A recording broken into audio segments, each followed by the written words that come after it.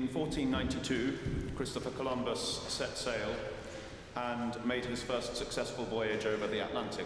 He landed in the Caribbean. And over 3 successive voyages, he discovered mainland Central America and South America.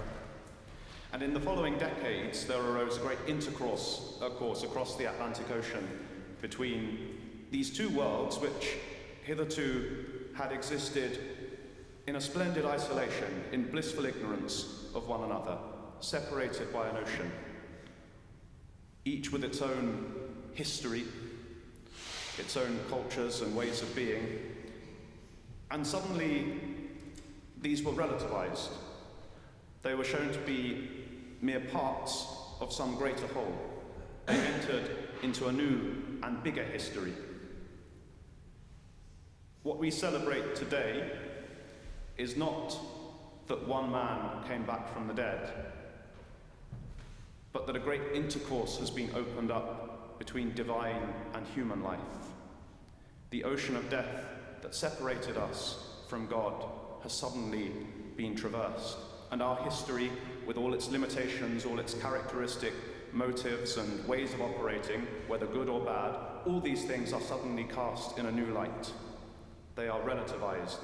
They are made to seem not as absolute as once they were.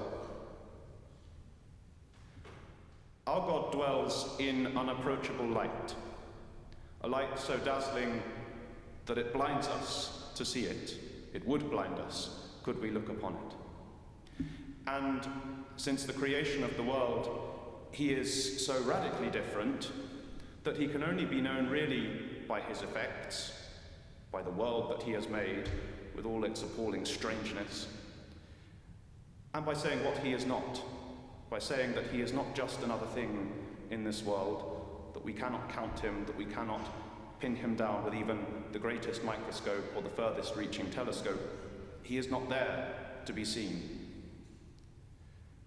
In the Old Testament, to see God is to die.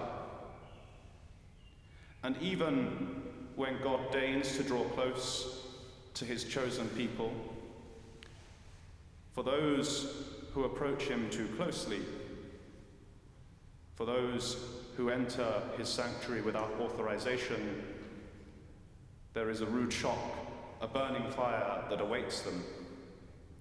Even the prophets, even those who have the greatest claim to be friends of God, find their lives used up in his service, not just because they face human trials and persecutions, but there's something intrinsic to this closeness to God which humanity cannot stand.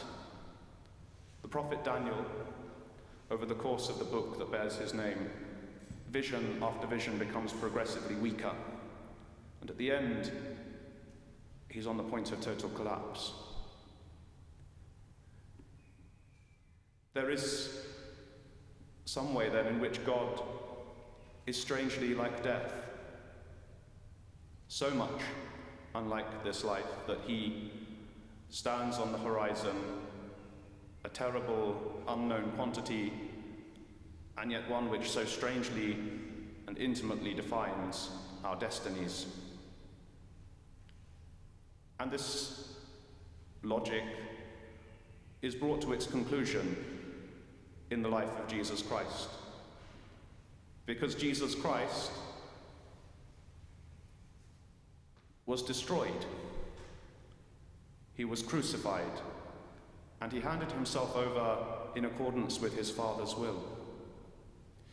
And it's not just that he died, but when the women come to the tomb early this morning, even the body is taken, wholly consumed. Not just the spiritual part of him was enough for God, but even the dumb brute and animal part is claimed. And yet in Jesus Christ is revealed that God is not death. If he is something very different from this life, that is not to say that he is not life. He is life surpassing, life in abundance. And when Christ returns from the grave, when he appears to the woman, when he appears to the disciples, it is in this new and extraordinary life, this life which can't be pinned down, can't be limited by space and time. Not just because he's broken the laws of death, but we hear strange things in the gospel that he manages to appear through closed doors. He seems to be in two places at once. It's a life that we know only really by saying what it is not. It's also a life we come to know through its effects. Whenever the apostles preach the resurrection in Acts, like we heard, it's always with an announcement of the forgiveness of sins. The laws of cause and effect once again broken. This life can unburden us of the past. This Jesus whom you crucified, he is risen, and he does not hold you guilty.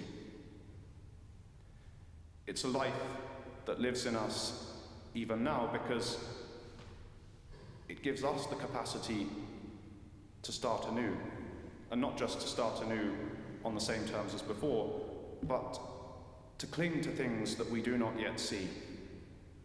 Jesus appeared only to certain witnesses, a few hundred disciples at most after the resurrection, and yet how many people across time and space have been brought to believe in him? It's that belief, that resurrection of his working in us now, which brings us here this morning. It's what enables in us the hope of heaven, the hope that for all the difficulties of this world, there is the possibility of new beginning. There is the possibility of something greater that God has in store. Jesus Christ is our pioneering Columbus and our Atlantic Ocean all rolled into one. He bridges that great and unapproachable gap that once existed, not because God has been lessened. He remains dazzling. He remains intrinsically unapproachable. But that light which we could not lay eyes on, it shines within our eyes. It shines now within our hearts. In the resurrection, God's life is beginning to be lived in you and me.